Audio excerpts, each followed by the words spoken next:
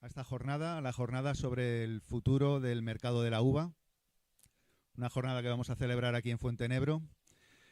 Antes de empezar, quería agradecer a la Asociación de Amigos de las Forjillas por haber iniciado este tipo de jornadas. Algunos de vosotros estuvisteis el año pasado en la jornada sobre los retos ambientales en los viñedos de altura y hoy la vamos a dedicar al futuro del mercado de la uva.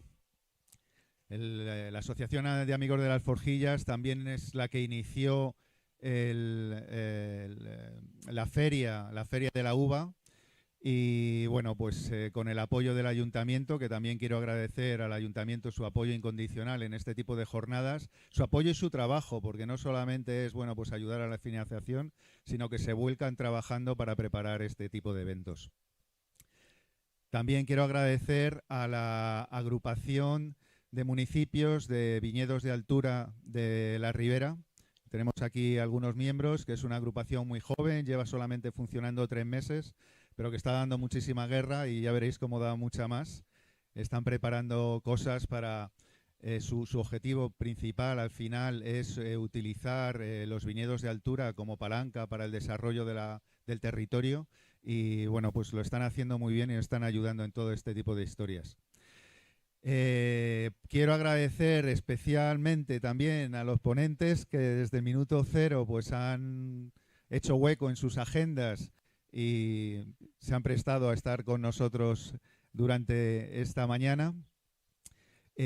También quiero agradeceros pues a vosotros que también habéis venido aquí y que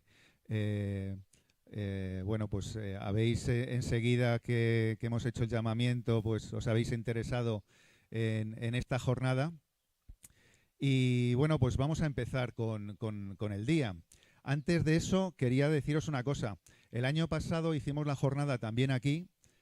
Mucha gente nos dijisteis que os gustó el sitio, que era preferible a estar entre 4 paredes, que es lo habitual para hacer este tipo de eventos, de jornadas. Y lo único es que, bueno, pues estamos en el pueblo y pasará el camión de la fruta, pasará quien sea, va a haber puede que haya interrupciones, vamos a estar un poco despistados, así que os pido un poquito de concentración. Y para eso una de las cosas fundamentales es que tengáis los móviles en modo silencio, porque si además de los ruidos del pueblo ya tenemos los de los móviles, ya se acabó. Así que por favor, ponerlos en modo silencio. Y bueno, pues vamos a empezar con la jornada. Nos hemos reunido aquí para tratar un tema pues que es de imperiosa actualidad, que es qué está pasando con el mercado del vino, qué está pasando con el mercado de la uva. Vamos a dar respuesta o vamos a trabajar, porque luego también os haré a trabajar a todos los que estáis aquí, o sea que atención, porque vais a tener que hacer cositas. Pero lo que vamos a tratar son aspectos importantes sobre qué está pasando en el mercado global del vino. Cómo está afectando los cambios que vamos oyendo por ahí en la prensa, los cambios en las preferencias de los consumidores en el mercado. Y luego, sobre todo, qué podemos hacer bodegas y viticultores para adelantarnos a esos cambios o para estar mejor enterados de esos cambios y de manera conjunta pues trabajar el futuro. Así que vamos a trabajar en todos estos temas y vamos a ir con la primera mesa. La primera mesa se titula, ayúdame Loreto. Sí, se titula Claves del mercado global de vino. Claves del mercado global del vino y la va a dirigir, la va a moderar Loreto. Loreto Velázquez es periodista del Diario de Burgos, es comunicadora dentro del mundo Bueno, del realmente vino. no, soy periodista del Mundo Castilla y León, Ay, corresponsal del perdón. Mundo Castilla y León y del Correo de Burgos. Y del Correo de Burgos, no del Diario de Burgos, del Correo de Burgos, perdona, sí. Loreto. Y bueno, que como os decía, es comunicadora dentro del mundo del vino, trabaja también en otros aspectos, pero sobre todo es amante del mundo del vino. Sí. Así que, Loreto, te dejo con la primera mesa. Fenomenal. Pues gracias por la bienvenida y bienvenida a todos. Vamos a analizar un tema que preocupa a bodegas y a viticultores. Vivimos en un escenario global complejo, nadie lo obvia. Está marcado por la inestabilidad geopolítica, las tensiones comerciales y el precio de los costes. Y luego también eso se ve afectado por un cambio de consumo y de preferencias de consumo. Y vamos a ver cómo se encaja todo. Contamos como una mesa de altura, como pues de otra manera en este pueblo, que está formada, voy por aquí, empiezo por aquí, por Tomás Postigo, fundador de Bodegas Tomás Postigo, Estefanía Rodero, directora general de Pado Capellanes, Nacho Andrés, director de desarrollo de negocio de Bodegas Emilio Moro, Pedro Ruiz, CEO de Alma de Carrovejas, perdona, primero Álvaro Hernández, jefe del sector de Dirección General de Comercio de Castilla y León de ICEX, y por último, Pedro Ruiz, CEO de Alma de Carrovejas. Vamos a empezar con la primera pregunta, que yo creo que es fundamental, que se la puedo enfocar, bueno, cualquiera le podéis contestar y luego os podéis también meter, si queréis, también en la conversación, esa sin problema. Me gustaría saber cuáles son los mercados internacionales que presentan mayores riesgos y cuáles, a pesar de este contexto tan volátil, ofrecen oportunidades reales para el vino español. Si queréis podemos empezar con Álvaro Hernández. Vale. Venga. Bueno, como todos sabéis, el tema ahora de Estados Unidos está un poco revuelto, pero tampoco es un mercado que sea de los que más exporte España de vinos, aunque sí que hay algunas bodegas que están más afectadas que otras. Las bodegas grandes normalmente se ven menos afectadas porque suele ser menos de un 5% de la exportación, y las bodegas más afectadas son esas bodegas mediano pequeñas que tienen un porcentaje más alto, pero de momento no se ha visto mucho efecto porque lo que se ha visto un poco es efecto contrario. En Estados Unidos se ha importado bastante antes de poner los aranceles como un poco de seguridad, y según pues los datos que hay actualmente hasta marzo de las exportaciones no se ve un efecto, un cambio grande con el año pasado. En líneas de la Unión Europea vienen un poco llamando a la tranquilidad. También están un poco con pies de plomo para ver por otros países cómo están realizando los acuerdos, porque por ejemplo hace poco en Reino Unido ha llegado a unos acuerdos sectoriales, y están un poco viendo a ver en qué sectores se puede un poco, Estados Unidos está pues viendo a ver en qué sectores se pueden negociar más unas cosas u otras, pero al final se ve que a la larga en principio no va a tener tanto impacto y acabará, se cree que más o menos acabará en un arancel general del 10% para todos los países. Pero bueno, aquí también las bodegas que pueden hablar un poco más del sector en sí, si están viendo que tiene un efecto o todavía no han notado, o cómo ven que está. Ahora que habla de Estados Unidos, tenemos justo, se acaba de meter aquí en el debate, Álvaro Jiménez, CEO de Jiménez & Sequel, que es una consultoría de distribución de vino en Estados Unidos, al que agradezco personalmente la participación, porque se ha pegado un madrugón, porque vive en Denver. Así que te traslado la pregunta, te doy la bienvenida y te traslado la pregunta. ¿Qué mercados ves más complicados en estos momentos y qué mercados hay también que son una oportunidad para el mundo del vino español? Buenos días a todos. ¿Qué tal? No, estoy en Kansas, no en Denver, pero vale, voy a Denver ahora en una hora, porque tenemos un evento allí. Vale. Sí, no, gracias a vosotros, sí. Son las 3 de la mañana, o sea que perdonadme, pero quería defender este mercado. Bueno, lo que decía Álvaro es verdad, pero al final vendimos 400 millones de euros el año pasado de vino español aquí, y más que nada, para mí es el mercado número uno en cuanto a potencial, no tanto las cifras, que siguen siendo impresionantes, pero claro, al final lo que llegamos a poder vender aquí es lo que tenemos que entender. Cada estado es un país, y si se trabaja un poco puede perfectamente, independientemente de temas políticos, suplantar a cualquier otro mercado europeo, simplemente trasladando tus ventas de Bélgica pues a Kansas mismo donde estoy, o a Colorado. Es decir, el potencial es gigante, hay que trabajarlo mucho más, y la inestabilidad política para mí no es tal, lo vivo muy de cerca aquí, y nunca he visto tanto entusiasmo y tanto dinamismo económico como ahora. Al final las noticias no siempre son la realidad y hay que venir al mercado y a ver cuánto consumo hay y sobre todo qué tipo de consumo hay, adaptar nuestro vino a eso. Obviamente hace 10 años no se bebía lo mismo que se bebe ahora, pero para eso estamos en España y tenemos esa flexibilidad y toda esa gama de vinos en la que podemos adaptar los rangos a lo que pide cada mercado. Así que yo a las bodegas les diría que sigan intentándolo aquí y como nunca encima, aunque eso de poner todos los huevos en la misma cesta nunca es recomendable, pero bueno, quien tenga un mercado potente en Europa ya, mi recomendación sería que se olvide de Asia y que venga aquí y que por lo menos vaya poniendo chinchetas, que empiece por arriba, por abajo o por el oeste, pero desde luego que lo intente porque este mercado tiene 20 años o vamos, infinito potencial para seguir creciendo. ¿Se ve un cambio de preferencias en el consumo allí? Eso ¿Qué ha tipo sido de obvio, vinos sí. quiere el Ha habido un consumidor? tema de precios, sobre todo. Antes del COVID, las gamas de debajo de $20, que serían nuestros vinos crianzas en España, era el centro de la campana, obviamente. Y eso ha sufrido un cambio tremendo y ahora mismo se están vendiendo los vinos de 25, 35, $40, que vienen a ser, pues, aunque ya tradicionalmente no lo usemos, pero bueno, nuestras reservas, nuestras gamas medias, nuestros vinos de autor, y ahí España tiene mucho que decir. Ya la guerra de los precios parece que ya no es tan salvaje y cualquier persona en España o cualquier bodega que esté haciendo vinos de entre 10 y 20 euros precio de bodega, es decir, vinos ya pensados y refinados, tiene mucho que decir aquí. Y eso va a ir a más. La gente está bebiendo menos, ya lo saben ahí en las bodegas que están. Bebe menos, bebe mejor y España es la cabeza mundial para responder a esa demanda, desde luego. En Europa, vosotros qué veis, bueno, cualquiera de vosotros me puede contestar. ¿Cómo veis Europa? ¿Qué mercados hay interesantes a día de hoy para poder ir? En Europa, como mercados europeos, es verdad que, como bien comentaban anteriormente, Estados Unidos es el mercado con el que yo creo que todos coincidimos que es clave y con el que creamos marca y todo parte del mercado americano.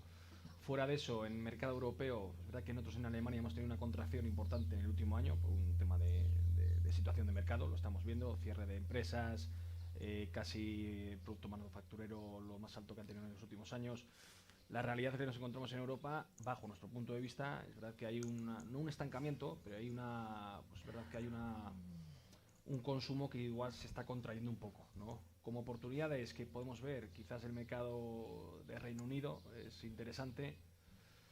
Alemania no deja de ser un gran mercado y Suiza, por supuesto, en valor tienes unos condicionantes importantes, ¿no? En cuanto a lo que es producto de valor, ¿no? Que es un mercado que sigue fuerte, que sigue marcando una trayectoria positiva en cuanto a consumo y donde demandan historia y demandan productos de alto valor, ¿no? Entonces, bueno, quizás en Europa podríamos hablar de esos mercados.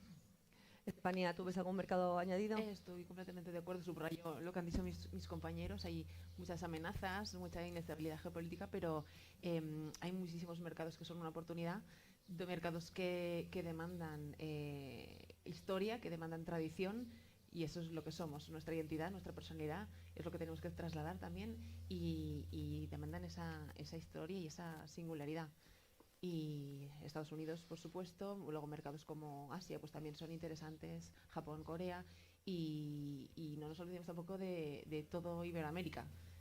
Hay un potencial, yo veo, gigante. Yo lo veo con nuestros clientes, que son unos entusiastas del mundo del vino y unos entusiastas del vino español. Al final somos la referencia para ellos y muchas veces vienen a vernos con una ilusión que es, bueno, a mí me alucina cómo desde allí siguen todas las bodegas de España y de esta zona en concreto.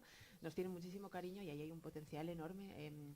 Como ha dicho nuestro compañero antes, el tema del precio, como al final se está polarizando tanto la sociedad, pues ahí al final el precio están dispuestos a pagar un buen precio y aprecian ese valor añadido. Se valora la calidad. Tomás, ¿tú ves algún mercado nuevo que sea interesante que nos ha mencionado? Bueno, primero quería dejar una cosa muy clara, muy importante, que incumbe a los vinos españoles. Tenemos la mejor relación calidad-precio del mundo. Los vinos españoles son muy baratos por la calidad que estamos ofreciendo. Esto es algo de lo que tenemos que mentalizarnos todas las bodegas y no acomplejarnos, porque a veces vamos a exportar acomplejados. Y yo creo que eso es una losa que tenemos que quitarnos, tenemos que ir presumiendo. Y luego, mercados, bueno, en nuestro caso concreto somos la bodega más pequeña, los que estamos aquí sentados, producimos 300.000 botellas y hemos empezado pues por lo que consideramos más importante, solo exportamos un 10% de momento, no llegamos ni al 10%. Nuestro gran mercado es Suiza. Nuestro futuro pues está en Alemania, está en Holanda, está en México. Inglaterra la tenemos aparcada de momento, porque Inglaterra ya no es lo que era. Inglaterra era un país maravilloso para vender vinos caros y ahora se han vuelto los ingleses muy barateros, no sé por qué. Y luego donde estamos ya muy introducidos, por supuesto, es en el mercado hispanoamericano, especialmente en México y Puerto Rico.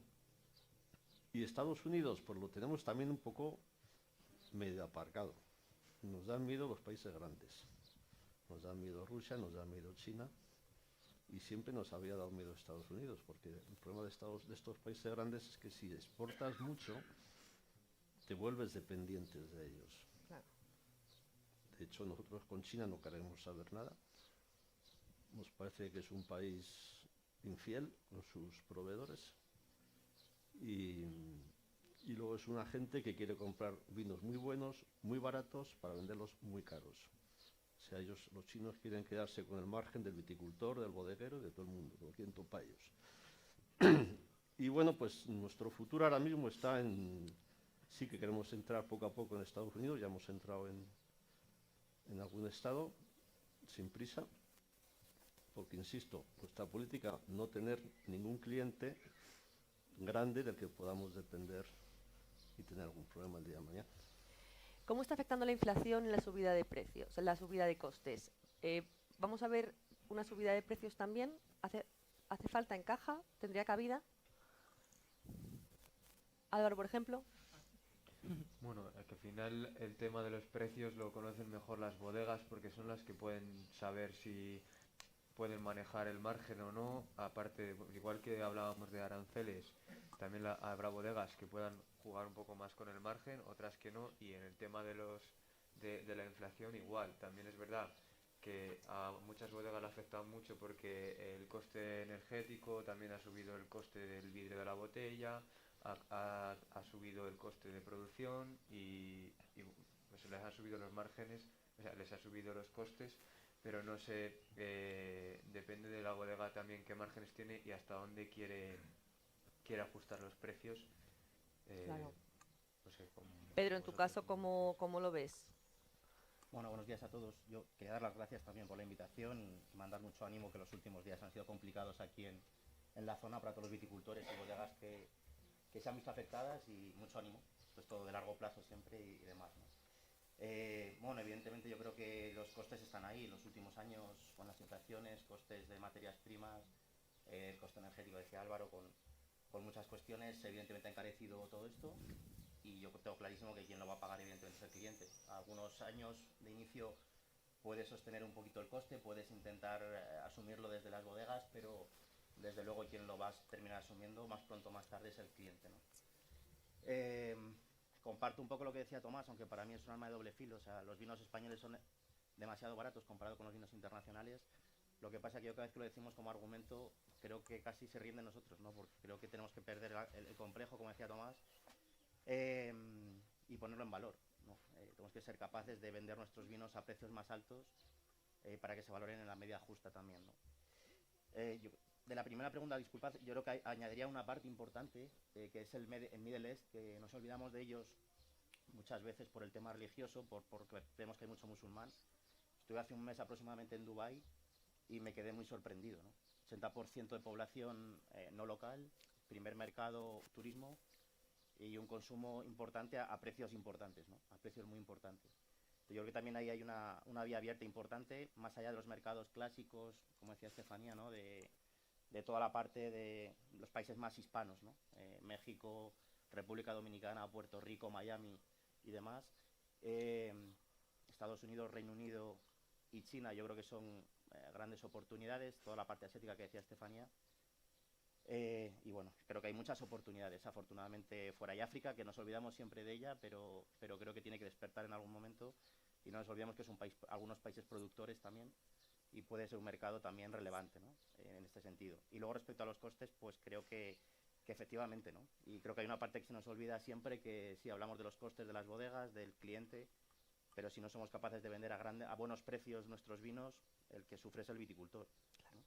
Hay que partir de pagar un precio justo por la uva, un precio adecuado, porque eso supone también el desarrollo económico, social y de la zona para lo que hacemos. Y aparte de añadiría que aparte de pagar un precio justo por la uva, que es importantísimo, es que exijamos también, ¿no? Porque si pagamos precios altos pero no exigimos, el destino o el futuro de la Ribera del Duero, en este caso, creo que se ve comprometido también.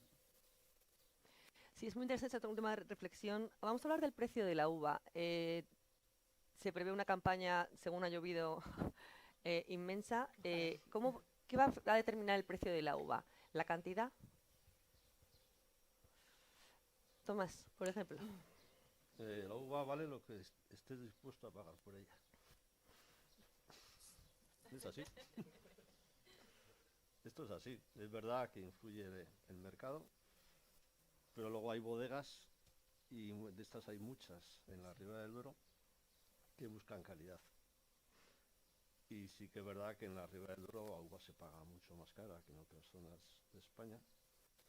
Y también es verdad que en la Ribera del Duero hay muchas bodegas que, bueno, le están poniendo unas condiciones al viticultor, no sé si esto se oye bien, le están poniendo unas condiciones al viticultor, pero lógicamente a cambio al viticultor hay que darle algo que le compense, hay que darle dinero. Yo tengo una teoría: ningún viticultor debería ganar menos de 12.000 euros brutos hectárea. Eso para mí es algo que debería ser así, no lo está siendo, porque si queremos uva barata no puede ser buena. Espera, que se le ha estropeado. Yo creo que no se me oye. Ahora sí. Si queremos uva barata no puede ser buena. Si queremos uva buena no puede ser barata. Eso es de cajón. La incidencia del precio de la uva en el vino pues es muy variable, depende de las bodegas. En nuestra bodega es importante la incidencia, ¿no? En nuestra bodega la barrica y la uva se lleva, no sé el dato exacto, pero puede ser un 70% de nuestros costes de producción. En el caso concreto de la barrica ha subido en 3 años un 40%. Cuando te suben la barrica un 40%, tienes dos opciones: o subir el precio del vino o comprar barricas peores. Nosotros decidimos subir el precio del vino. Gracias. Cuando te suben el precio de la barrica un 40%, tienes dos opciones: o subir el precio del vino o comprar barricas peores. Nosotros decidimos subir el precio del vino, hemos tenido subidas importantes en 3 años. No hemos notado bajada de mercado, se mantienen las ventas. Y en el precio de la uva, pues, ¿qué queréis que os diga? Es que hay bodegas muy dispares, con criterios muy dispares. Mi opinión particular es que la uva de la Ribera, a pesar de ser las más caras de España, tendría que ser un poquito más cara. Quizá el problema que tenemos es que ahora mismo hay exceso de uva. Es verdad, la culpa es de las bodegas, nuestra, que hemos creado una demanda que puede ser ficticia. Ahora estamos en un momento de excesiva producción. Yo creo que es una situación estacional. Aumentará la venta de las bodegas, aumentará el número de bodegas, y a lo mejor dentro de 10 años vuelve a faltar uva. Creo que sí, porque la Ribera del Duero no para de crecer. Estamos en la mejor zona vitivinícola del mundo. No lo digo con pasión, lo digo con objetividad. Las ventas siguen aumentando. Lo que tenemos que ser muy prudentes para mantener el precio de la uva es ser muy prudentes en las plantaciones. No digo que se pueda plantar, que yo no estoy de acuerdo con eso. Digo que seamos muy prudentes, los bodegueros y los viticultores, en las plantaciones, para no cargarnos el precio de la uva como ha pasado en Rueda. Tenemos la imagen de Rueda, que es una imagen perfecta de lo que no hay que hacer. Bueno, Ribera va a cerrar plantaciones el año que viene y el siguiente, me parece, ¿verdad? ¿Qué os parece? ¿Hay que parar para luego seguir? Como decían, yo creo que, bueno, digamos antes ¿se me oye bien? ¿No se oye? No se oye. Vale. Hablamos antes de la inflación, del aumento de precios. Este margen, las gamas bajas no lo pueden sostener. Entonces, yo creo que todos los que estamos aquí hemos huido de ese camino del ir a precio y estamos en otro camino. Somos otro tipo de bodegas y aquí estamos también otro tipo de viticultores que apostamos por ese valor añadido y esa inversión, o sea, precisamente en este escenario es cuando tenemos que invertir más en sostenibilidad real, en prácticas reales, en apuestas por una viticultura más sostenible, más respetuosa, más diferenciadora para poder luego dar valor a nuestros vinos y que la gente esté dispuesta. Es toda una cadena, vamos todos de la mano y en este momento precisamente es lo que dice el aguantar, ser prudente e invertir en este valor añadido para cuando las cosas se vayan encajando, pues seguir estando ahí. Al final esto es un camino de largo recorrido. Esto no podemos ir dando tumbos ni cambiar nuestras estrategias ni tampoco dejarnos llevar por noticias o por políticos o por cosas que se oyen, noticias que decía antes el compañero que las cosas no son como se ven muchas veces. Mantener cada uno su estrategia, su visión y mantenerse fuerte en estos momentos, pues prudencia, pero seguir construyendo a largo plazo, porque esto es un camino de vida a largo plazo. Son muchas generaciones que nos han precedido anteriormente y esto es un camino muy largo. Está cambiando el consumo, las preferencias de consumo. Está creciendo mucho el vino blanco, el vino tinto está en retroceso. Pregunto si quieres a Álvaro, ¿es una tesitura temporal o esto ha llegado para quedarse? Te contesto ahora mismo, pero voy 3 preguntas para atrás. Si me dejas. Vale. Primero rápido a Tomás, respecto a lo que ha dicho de que es un mercado muy grande, tiene toda la razón del mundo, es inmenso, pero por quitarle el miedo, que no tiene ninguno él, pero a él y a todas las bodegas, por decirlo de alguna manera, al final tener un distribuidor en Colorado es como tener un distribuidor en Alicante. Hay que visualizarlo así. Entonces no estamos hablando de vender en Estados Unidos, estamos hablando de vender en un mercado concreto del tamaño de cualquier comunidad autónoma española y poder, pues eso, ir controlando el tamaño de tus ventas en cuanto a que son 50 estados y a nadie le obliga a uno a vender en todo el país. O sea, es una estrategia, sobre todo para las bodegas que están allí de cierta calidad, la más inteligente y la más sabia en cuanto a entrar poco a poco y crear confianza con los distribuidores de cada estado, que para eso está tan diferenciado aquí las leyes y demás. Eso por un lado. Respecto al tema de los precios, es muy interesante porque no por hablar ni bien ni mal de nadie, pero, por ejemplo, Pago de Carrabejas, en una carta en cualquier restaurante está a $90 y Marqués de Cáceres está a $70. Yo no sé cuánto está Marqués de Cáceres en España, pero sí que Pago de Carrabejas, tampoco quiero meter la pata, pero estará entre 35 y 50, depende del restaurante.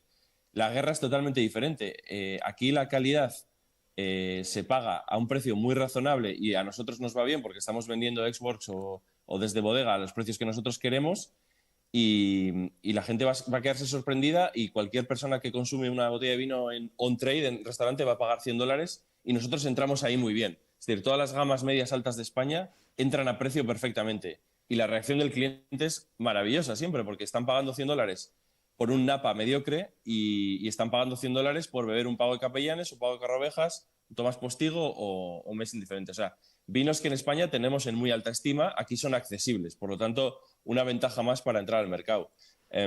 Y respecto a los diferentes escenarios donde se consume, en restauración cada vez se está creciendo más. En la guerra de los liquor stores o las tiendas de calle, ahí no tenemos mucho sentido porque eso sí que todavía se mantiene en 2015, es decir, vinos, pues todas las marcas que conocemos de batalla, de millones de producción, pero luego están las wine shops, que no es lo mismo, que vienen a ser el equivalente a un restaurante y es donde España tiene mucho que decir. Es decir, la gente en su barrio baja a comprar una botella de vino y sabe que va a pagar $50 o $60 y otra vez estamos en precio. no tenemos que estar mirando el céntimo porque el mercado lo absorbe y lo permite. Entonces es un mercado muy agradecido en ese sentido. Y me he olvidado de tu última pregunta. Sí, decía que se ha llegado para quedarse el cambio de consumo. Suben los blancos, bajan los tintos. Sí, no, totalmente. Sí, sí, eso es una tendencia. Pero lo que sí ha cambiado es lo que os comento. Yo me acuerdo de las negociaciones en 2015 con los distribuidores de si el vino valía 3,70, a ver si podía valer 3,40. Eso ha desaparecido completamente. Lo sé por las bodegas. Nadie está en esa guerra. Entonces es un momento muy bonito porque si tu vino vale 20, tu vino vale 20. Primero, no te van a discutir y te van a respetar el precio original. Y segundo, el mercado lo va a absorber. Y ahora mismo con los blancos, pues también, ya no estamos en la guerra del 1,90, del Rueda, etcétera. Estamos en la guerra del vino bien hecho, de los monovarietales, del vino de autor. Y una vez más, creo que está preparado el distribuidor y el importador para otro tipo de gamas de precios y otro tipo de calidades. Y España lleva la cabeza en el mundo en esto. O sea que nos debería ir muy bien los próximos 5 o 10 años. ¿El blanco ha llegado para quedarse, Nacho? Yo creo que el vino blanco ha tenido una evolución muy positiva en los últimos años. Nosotros como bodega lo estamos viendo, ¿no? Como los vinos tintos van creciendo, pero en menor porcentaje frente a los vinos blancos, a lo que tenemos en Bierzo, con todo el Godello. De hecho, no tenemos la producción suficiente para atender a esa demanda, ¿no? Yo creo que lo que me comentaban también de precio es interesante, ya dependiendo también un poco el punto de segmento en el que estés. No es lo mismo negociar un precios works de $10 salida a negociar un precios work de $3 salida, ¿no? ¿Cómo llegas a Estados Unidos? Volviendo un poco al tema de Estados Unidos, a un vino por copa, ahí sí que es verdad que la sensibilidad del precio, dependiendo del tipo de vino, sí que es importante. Entonces, la parte esta que estamos viendo de los aranceles, vamos a tener que decidir si se lo imputamos al cliente o asumimos un porcentaje nosotros, ¿no? Pero bueno, quizás me desvía un poco la pregunta. El tema de los blancos, el segmento de los blancos está creciendo de manera exponencial. ¿Estamos preparados en Ribera para ese auge de vinos blancos? Pedro. Bueno, yo confío mucho en los vinos blancos hace ya mucho tiempo. Y en 2013 llegamos a Ocean y yo he crecido en casa con una frase que creo que es una cuestión generacional, que mi padre decía muchas veces que el mejor blanco es un buen tinto. Hoy elaboramos más blancos que tintos en Alma Carra Ovejas y para mí no es cuestión de comparar, pero los vinos blancos son mucho más difíciles de elaborar, son mucho más sensibles, creo que son más gastronómicos. Bueno, hay grandes vinos tintos y blancos y rosados, no es una cuestión de color, pero creo que no se habían puesto en valor, o se había perdido el valor en los años anteriores. No sé si en la Ribera del Duero estamos preparados, yo soy un poco más crítico que Tomás en ese sentido. Yo creo que la Ribera del Duero es una gran zona, pero creo que hay grandes zonas vitivinícolas en el mundo y creo que tenemos que salir más, ¿no? Cuando sales más y ves, no lo digo porque Tomás no sabe, evidentemente sale mucho, pero salir fuera nos abre la mente, nos hace ver otras cosas. Creo que hay grandes regiones en el mundo y creo que tenemos mucho por hacer. Hemos cogido una cuota de mercado importante a nivel internacional, pero en mi opinión en el segmento medio-bajo, a pesar de ser una denominación de origen que vende a precios más altos. Pero cuando hablamos de los vinos top a nivel internacional, Ribera del Duero ocupa un lugar muy pequeño, prácticamente inexistente, que ocupa prácticamente Vega Sicilia, algo Pingus, y puede salpicarnos un poco alguno de los que estamos aquí, pero creo que es una responsabilidad para todos posicionar nuestros vinos. No es una cuestión de venta, nosotros vendemos solo un 20% en exportación, muy atomizado, en más de 60 países, pero creo que la responsabilidad es que los vinos españoles estén bien posicionados en el mundo. Si no salimos no podemos vender y tenemos que tener una visión, como decía Estefanía, muy de largo plazo. O sea, aquí esto es cuestión de ir sembrando. Un mercado no lo vas a hacer en un año, ni en 2, ni en 3, es una cuestión de ir sembrando para los que vengan detrás sean capaces de hacer todo esto. Yo digo siempre que en el mundo del vino tenemos que pensar en décadas y para todo, en la viña por supuesto, pero también en el mercado y también en muchas cuestiones, ¿no? Y yo creo que por supuesto los blancos, yo no optaría tanto en Ribera del Duero por los blancos, por supuesto que hay sitio para los albillos, y está muy bien recuperar vallas autóctonas, creo que la clave va por ahí también, pero creo que Ribera del Duero tiene mucho que decir en vinos tintos y creo que hay grandes zonas de vinos blancos que son muy importantes en España y fuera de España. Y creo que lo importante es que hagamos vinos para poder competir a nivel internacional.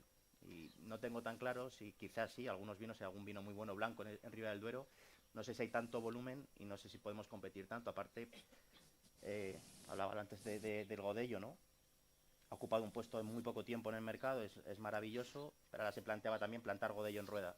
O sea, no podemos ir con las modas constantemente. O sea, tenemos que tener muy claro qué es lo que queremos, evidentemente escuchar al mercado, pero tener muy clara la identidad, luchar por la identidad de nuestros vinos y tener claro dónde queremos ir, porque si no, esto se convierte en otra cosa, yo creo. Sí, es una reflexión importante. ¿Hay que adaptarse al mercado de lo que quiere ahora vinos blancos o hay que mantenerse en el vino de la tierra es tinta? Pues digo, bueno, tú eres un gran defensor de los vinos tintos y poco del albillo, pero bueno, dinos, ¿qué te parece a ti esto? ¿Hay que adaptarse? Yo soy un gran defensor del verdejo. Por eso. Lo sé. Y soy un forofo del verdejo. Y de todos los vinos que hago yo, a mí, de los míos, el que más me gusta es mi verdejo. Soy un entusiasmado del verdejo. Ya puesto a decir barbaridades, igual que he dicho que la Ribera del Duero es la mejor zona vitivinícola del mundo. Y tiene razón Pedro, que estamos todavía faltos de entrar en muchos sitios, lo cual deja ver... A Pedro. No, allí. A Pedro. No, allí. Ah, Perdón. vale. Perdona, Estefanía, que digo que habías hablado Sí, y pensaba que era en la que te estaba buscando Lorena. Perdona, Estefanía. Bueno, decía, no sé si tengo la palabra. Sí. Vale. Habla. De que mucha gente está iniciándose en el consumo del vino, precisamente en los vinos blancos. Nosotros tenemos ya varios años también de experiencia en Valdeorras. Desde el 2014 estamos ahí con Olvardosil y vemos que cada vez se aprecia más los vinos blancos bien elaborados y hay mucha gente, con este auge, hay mucha gente que comienza a consumir vino con los blancos. No creo tanto que sea este consumo en auge del blanco, que esa gente consumidora de tinto que se haya pasado al blanco, sino que estamos ganando consumidores del vino con el blanco. Y eso también es una oportunidad para el tinto.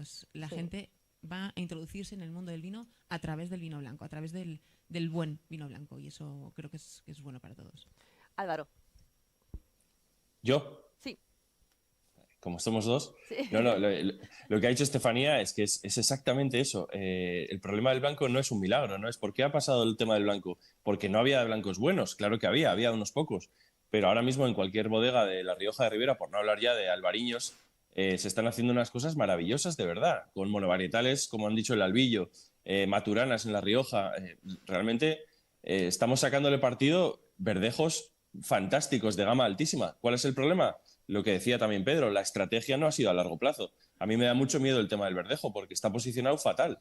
No es culpa de nadie, pero presentas un verdejo de 20 euros y te miran con cara de loco. Luego lo prueban y dicen es maravilloso. Pero claro, en la mente está otro precio mucho más bajo. Y, por ejemplo, Rioja ahora, con el tema de la moda de los blancos, pues lo ha hecho muy bien porque realmente el blanco riojano no estaba ubicado en ningún rango y ahora poco a poco lo están ubicando en un rango medio alto y luego el vino responde. Entonces, si haces vino bueno, da igual del color. Y encima, lo que dice Estefanía, ayuda mucho a que la gente entre luego a las gamas más que requieren quizá más pues, experiencia bebiendo, que pueden ser tintos y demás, pero el movimiento es porque se está haciendo mejor blanco, ni más ni menos. Quiero añadir también que, no sé, a nivel de las bodegas, que algunos no sé si tienen vinos espumosos, porque también el vino espumoso en los últimos años ha crecido muchísimo y también algunos vinos más dulces, y no sé si vosotros aquí en las bodegas tenéis esa gama de vino espumoso y si habéis visto ese crecimiento. Álvaro, tú desde el ICEX, bueno, contestar primero y ahora te voy a preguntar. Okay, vale. No lo he visto. Vale. Álvaro, ¿tú qué consejo le darías a las pequeñas bodegas que trabajas con ellas en el ICEX que tienen dificultades para exportar? ¿Qué consejo le das? A ver, lo primero, como han ido comentando por aquí, ¿no?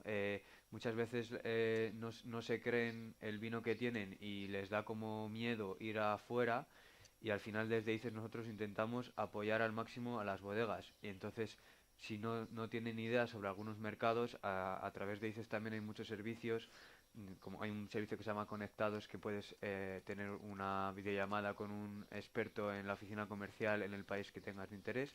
Si tienes varios mercados que no sabes dónde ir, pues estas pequeñas acciones pueden ir un poco vislumbrando en qué sentido o en qué mercado pueden ir, ¿no? Antes hablaba con ellos dos sobre el mercado de México, que está en pleno crecimiento.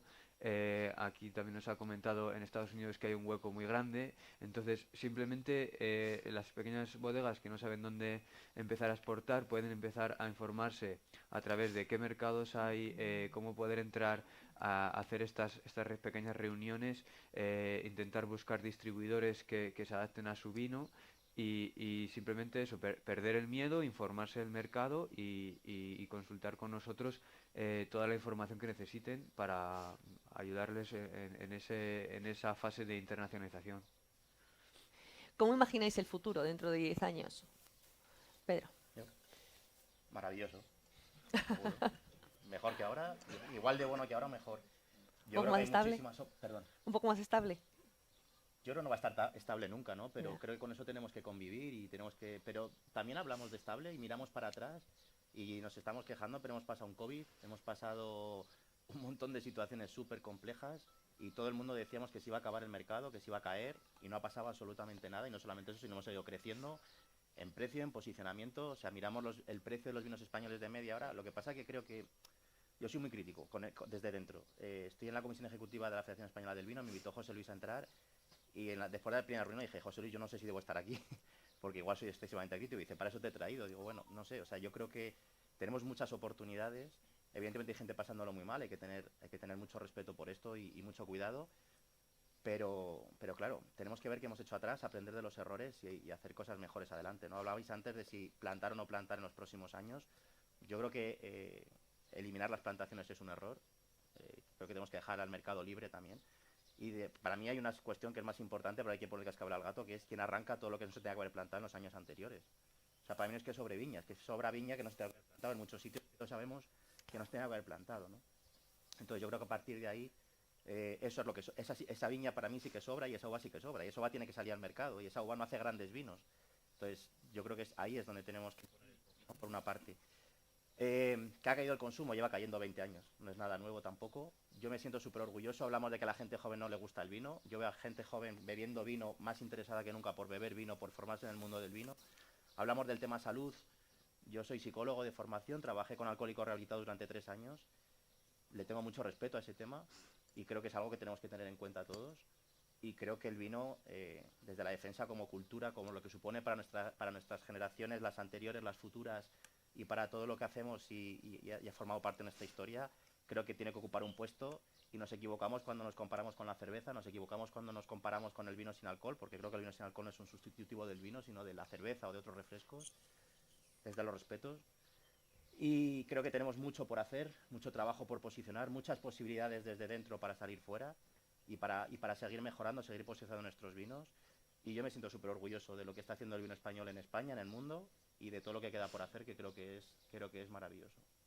En este posicionamiento, Europa no lo está poniendo muy fácil. Bueno, con esto tenemos que competir, pero es esto, ¿no? O sea, sí es verdad. Y tenemos A nivel político, digo, ¿eh? No, a nivel político, a nivel saludable, todo el tema de etiquetado es complicado, el tema burocrático es complicado. Con esto tenemos que convivir, por eso creo que cuando hablamos de que el vino es saludable y demás, y lo utilizamos como argumento, creo que nos equivocamos, porque creo que estamos poniendo en bandeja la réplica, ¿no? Entonces, claro que es salud, pero es otra salud diferente, no es salud física, es hedonismo, es placer, es bienestar emocional. Hay muchas cosas que aporta el vino, pero la salud física precisamente no lo es, hay alcohol y no pasa nada, hay que tener cuidado con esto. Y etiquetados y demás, pues por supuesto que va a venir. Bienvenido sea si somos capaces de utilizarlo para... Yo creo que debemos darle la vuelta y aportar más valor al mundo del vino con toda la reglamentación que tenemos y con todo lo que nos están poniendo, con todas las dificultades que vamos a encontrar, que las va a haber siempre, con dificultades de heladas, con dificultades de pedrisco, con dificultades, pero tenemos que poner en valor, diferenciarnos, tener muy claro dónde queremos ir, creer en lo que estamos haciendo y todo llegará seguro, sin ninguna duda. Si os parece, si no tenéis alguna pregunta del público y si no, terminamos con una reflexión de cada uno de cómo veis eso, el futuro y bueno, por dónde podemos ir. Tenemos que ir. Tomás, si quieres, empezamos contigo. Bueno, como esto está lleno de viticultores, tengo que decirles que el futuro, estoy de acuerdo con Pedro, es maravilloso. La Ribera del Duero en el año 82 producía 15 millones de kilos. Hoy estamos casi, esta cosecha a ver cuánto viene, puede ser 150.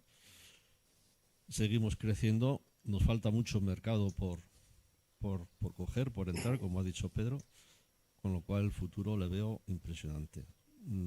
La Ribera del Duero es un niño que ha nacido y que está creciendo ¿Hasta dónde vamos a llegar? Pues tenemos un techo muy alto, no me cabe duda.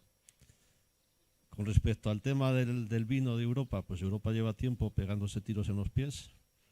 Estamos apañados. No voy a hacer crítica política ahora. Pero quizá lo peor que han hecho con el vino es decir que no es un alimento. El vino es un alimento. Una desdichada ministra en el año 2005 dijo que no era un alimento. Aquella ministra de Sanidad. Nos sobran ministros de Sanidad que atacan el vino. Nos faltan ministros de Agricultura que falten el vino, que defiendan el vino. El vino es un alimento. Hay que partir de esa base. Y el que no lo entienda, pues está cometiendo un error. Igual que el yogur es un alimento natural que procede de un producto natural que es la leche, el vino es un alimento natural que procede de un elemento natural que es la uva, por un proceso natural. Eso es una definición de alimento. Nos quieren quitar esta categoría, nos quieren meter ya hasta casi con las drogas.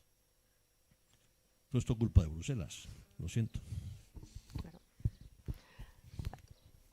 Somos una denominación muy joven, también la tradición vitivinícola en España tiene pocos años de trayectoria comparado con el resto de países del viejo mundo, con lo cual tenemos muchísimo futuro por delante. Tenemos mucho que aprender, mucho que hacer y tenemos que focalizarnos en mantener nuestra identidad, en nuestra autenticidad, en nuestra personalidad de cada uno, como zona, como bodega, como viticultores, defender eso siempre y conectar con un consumidor que cada vez está más enterado y cada vez sabe más y cada vez está más informado y busca este tipo de proyectos que cuenten verdad, con lo cual tenemos muchísimos retos por delante y aquí seguiremos todos. Bueno, yo pienso que el futuro es prometedor. Lo que pasa que es como comentaban también anteriormente los compañeros, ¿no? Va a haber una exigencia cada vez mayor por los mercados, por los clientes. Nos enfrentamos a clientes consumidores cada día mucho más exigentes, más conocedores. Yo creo que también vamos, en cuanto a España, vamos elaborando mucho más respetuosos con lo que nos da el campo, representando una historia, contando una historia. Y yo creo que el futuro va a ser prometedor en tanto en cuanto nosotros nos sabemos adaptar a esos vaivenes que vamos a ver en los mercados. Yo creo que España irá cediendo espacio hacia mercados internacionales y yo creo que reducir los riesgos y el tener estructuras comerciales deslocalizadas que nos permitan adaptarnos a los mercados, pues yo creo que eso será un poco el éxito el que veremos en los años venideros, ¿no? Claro. Sí, yo al final voy también en la misma línea, ¿no? El futuro es prometedor y donde yo recalcaría más el futuro es en la exportación porque hay mucha oportunidad. El vino español está mejor posicionado que hace unos años, está cada vez viéndose de mejor forma y como decía antes el compañero Álvaro, en Estados Unidos esos están empezando a verlo como más un vino de calidad. Entonces, bueno, simplemente adversidades vendrán siempre. Hemos tenido la pandemia, el tema regulatorio en la Unión Europea, vendrán más cosas que no sabemos ahora, pero lo que hay que hacer pues es seguir adelante, perder el miedo, como he dicho antes, a exportar y lanzarse a los mercados internacionales porque hay un potencial increíble. Le dejamos paso primero a Álvaro. A ver, Sí. Álvaro Jiménez, cuéntanos también tu última reflexión. ¿Cómo ves el futuro? Yo el futuro En lo una veo década. maravilloso, pero por una sencilla razón, porque no se ha hecho, es decir, la gráfica no es que de repente hemos ido subiendo despacio y con cadencia. La gráfica de los últimos 5 años en cuanto a calidad y consistencia es única. Entonces estamos en un momento en el que no hemos estado como país nunca. Así que es verdad, la percepción ha cambiado y tenemos que aprovechar esa ola. Y tenemos que presentar los vinos porque al final la gente se olvida de que hay que venderlos. Nosotros porque estamos en esta parte, pero hay que presentar los vinos en entornos mucho más serios y mucho más sofisticados y eso les toca a las instituciones hacerlo, porque no es lo mismo presentar un vino de un modo desenfadado, con una campaña desenfadada o unido a lo de siempre que hemos hecho, al jamón y al flamenco, o realmente empezar a pensar en mercados casi de lujo, que es lo que nadie ha planteado y es donde tenemos que estar. Y en cuanto mueves la aguja en esa dirección, el vino español responde. Así que nos toca un desafío ahora de verdad, sin ningún miedo, ir a comer la tostada al vino francés, porque es que en el cara a cara le vamos a ganar. Pero para eso tenemos que creérnoslo y presentarnos en escenarios que nos soporten y nos merezcan. Así que, bueno, vienen años interesantes. Muy bien, Pedro, terminamos contigo. Bueno, yo había hecho la reflexión ya antes, creo, Bueno, pero último. la vuelvo a hacer. Si queréis, lo comparto. Y que sí, comparto todo. Que por supuesto lo que decíamos, hay muchas oportunidades y hay que seguir luchando. La adversidad solo sirve para ser mejores. Pues si queréis, queremos terminar con alguna pregunta del público. ¿Algún viticultor?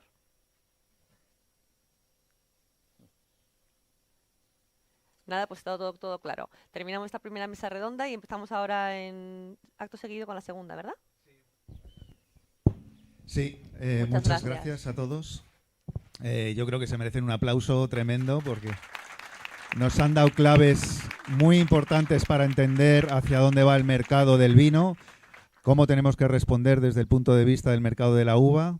Y bueno, os agradezco muchísimo vuestras intervenciones y el que os hayáis metido en harina y nos habréis abierto los ojos de cuál es la situación. Vamos a dar paso a la mesa 2 ahora. Si